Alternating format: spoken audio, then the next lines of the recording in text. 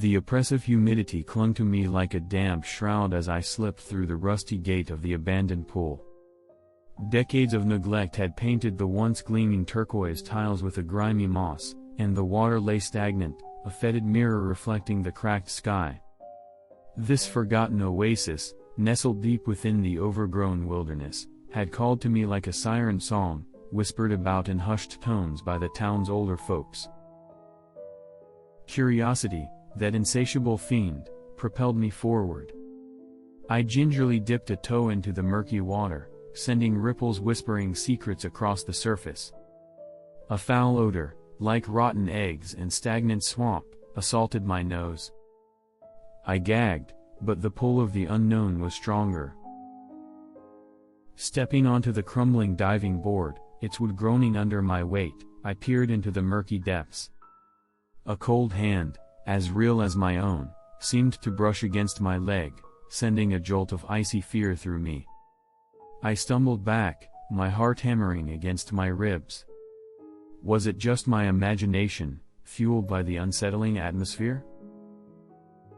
As the twilight deepened, the shadows stretched and twisted, morphing into menacing shapes that danced at the edge of my vision.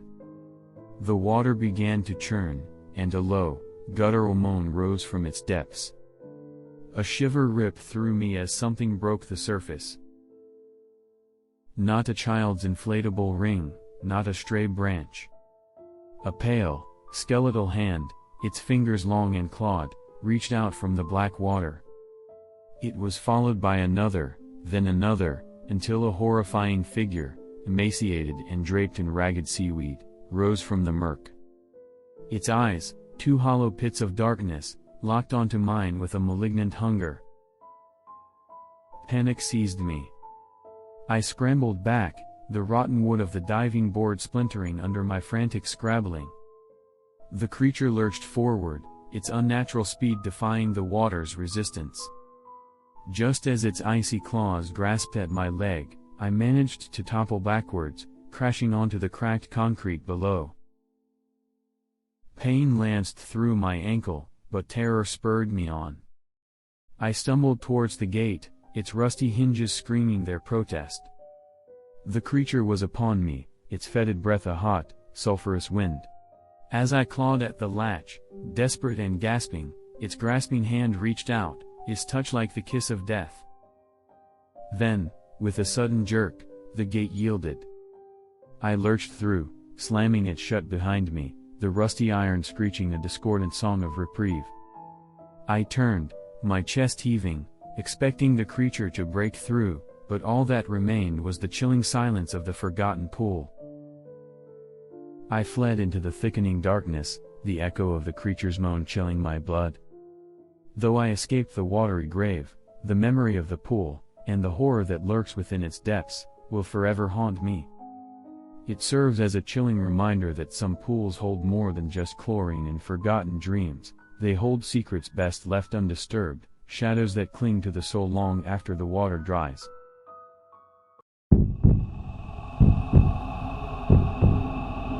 Beneath the shimmering surface of the Olympic pool, in the cool, pre-dawn hours, a sinister ballet began. Not synchronized swimmers, but shadows, undulating in the depths. Sarah, the lone lifeguard, sipped her lukewarm coffee, eyes glued to the water. The silence was unsettling, the only sound the rhythmic drip of condensation from the skylight. Then, a ripple. Not from a swimmer, but something deeper, primal. A shiver coursed down Sarah's spine. She squinted, searching the murky turquoise. Another ripple, closer this time, accompanied by a faint, rhythmic thump against the tiled floor. Her heart hammered against her ribs. Could it be a filtration issue? Impossible, the system was state-of-the-art. The thumps grew louder, more insistent, pulsing with an unnatural force. Then, she saw it. A flicker of movement, a flash of bone white in the gloom. Not limbs, but elongated blades, slicing through the water with unsettling grace. Panic seized Sarah. Her whistle lay forgotten on the chair. Backing away, she tripped, the metal clanging on the concrete, shattering the eerie silence. The thump ceased. For a terrifying moment, the water was still. Then, with a ferocious surge, the creature erupted from the depths. No sleek dolphin, no playful manta ray. This was a monstrosity woven from nightmares. Razor-sharp blades for arms, a gaping maw studded with needle-like teeth, and eyes that glowed with an eldritch, emerald fire. Sarah scrambled to her feet, but it was too late. The creature launched itself from the water, a blur of white and death, crashing onto the deck beside her. The chlorine-scented air filled with the rasp of its serrated blades against the tiles. She screamed, a primal cry of terror, as the creature lunged. In a desperate reflex, she flung her coffee mug, the scalding liquid hitting its glowing eyes. It shrieked, a sound that pierced through her very soul, and recoiled, the blades inches from her throat.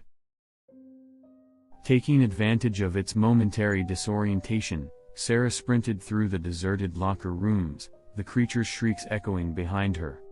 She burst through the pool's front doors, gasping for breath, the sunrise painting the sky a sickly orange. As she stumbled towards the street, she caught a glimpse back at the pool. The water was calm, placid, reflecting the golden light. Had it all been a hallucination, a product of sleep deprivation and too much instant coffee? Then, a single crimson droplet splattered onto the pavement. She looked up, her heart turning to ice. On the edge of the pool, perched like a porcelain predator, sat the coffee mug, now stained deep red. The pool's water shimmered, a silent threat beneath the morning sun. Sarah knew, with chilling certainty, that the ballet in the deep was far from over.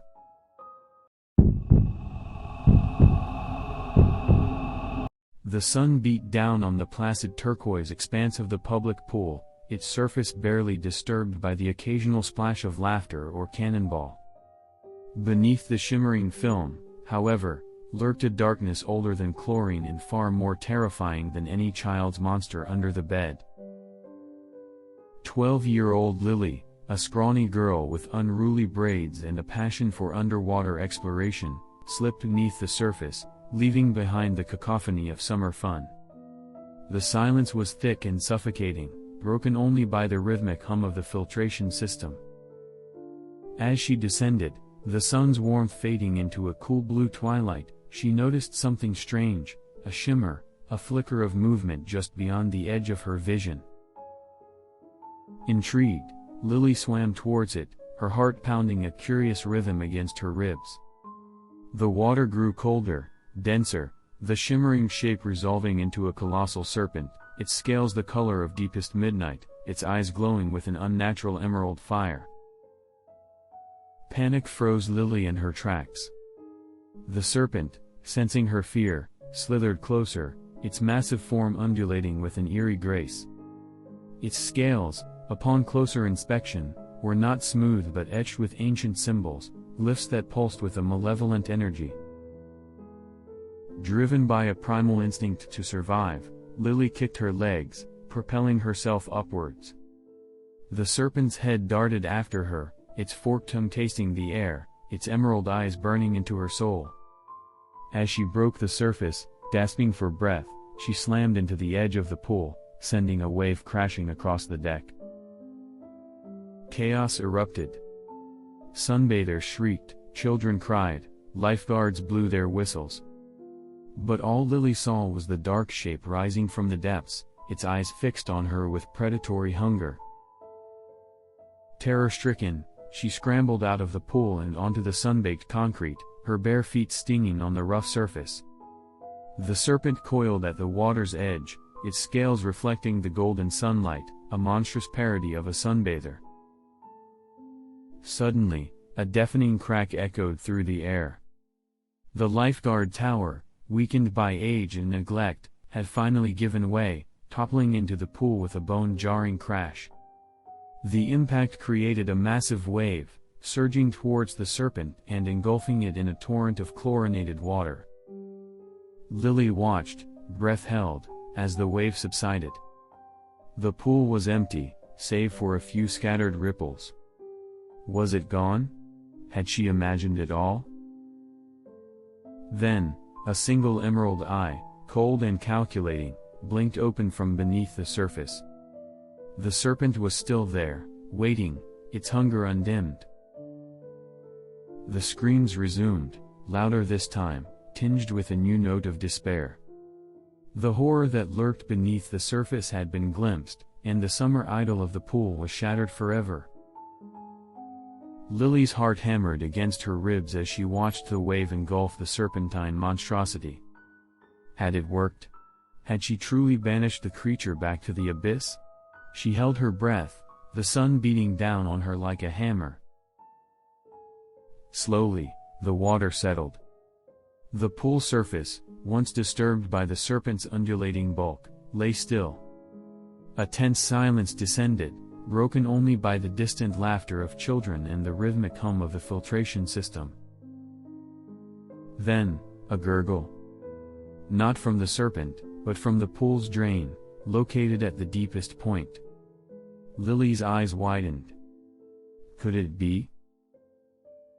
With a burst of bubbles and churning water, a metal grate shot up from the drain, propelled by some unseen force. Lily watched, mesmerized, as the grate spun in the air, its rusty exterior reflecting the sunlight like 1,000 fractured mirrors. Finally, the grate settled, landing upright beside the pool, forming a makeshift gate. Through its bars, Lily glimpsed an inky blackness, an abyss that seemed to stretch on forever.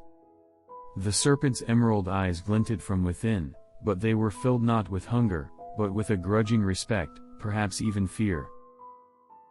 Lily knew then that she had won. Not through brute force, but through cunning and courage. She had faced her fear and outsmarted a creature older than time itself. The children's laughter, once a distant cacophony, now sounded sweet and innocent. The sun, instead of a scorching hammer, felt like a warm embrace. The pool, once a terrifying monster's lair, was now a symbol of her victory, a shimmering testament to the power of human ingenuity. Lily knew that the serpent still lurked in the depths, waiting for its next opportunity. But she also knew that she was ready. She had seen the abyss and walked back from the brink. And if the creature ever dared to rise again, she would be waiting, a sentinel of chlorine and courage, ready to slam the grate shut once more. The summer continued, filled with sunshine and laughter. But beneath the surface of the pool, a silent agreement held. The children played, oblivious to the darkness below. And the serpent watched, its hunger sated for now, content to remain trapped in its watery prison, a silent reminder of the day a brave girl outsmarted a monster. The story ends on a hopeful note, with Lily emerging from the encounter empowered and ready to face the future. However, it also leaves a lingering sense of unease, as the reader knows that the serpent still lurks in the depths, waiting for its next opportunity. This creates a complex and satisfying ending that stays with the reader long after the last page is turned.